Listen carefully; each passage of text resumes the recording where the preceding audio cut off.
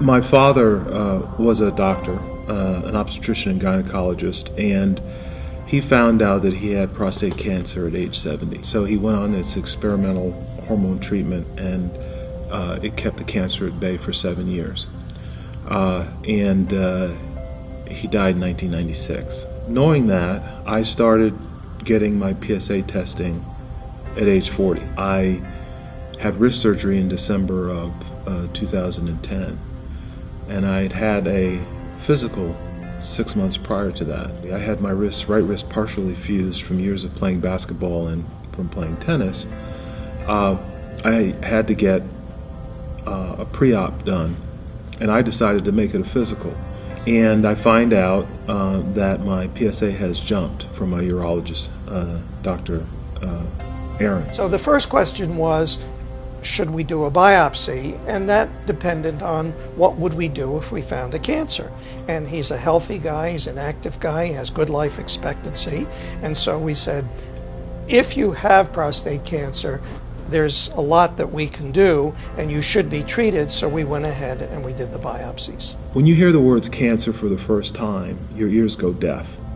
It really is something when you start thinking in terms of your own limited mortality. It's one thing to know someone who is close to you that has died, that's a friend. It's another thing to have a relative die, and it's a whole nother dimension when you yourself now have to face, this is something that could kill me. My first reaction was, let me get this sickness out of me, just cut it out, let's do surgery right away. And Dr. Aaron's comment was, well, you can do that, but I think you ought to have full information. Good medical treatment is all about choices, about being informed, about knowing what options are available, what the side effects are, what the benefits are, and the only way to intelligently do that is to have the people that specialize in those modalities inform the patient.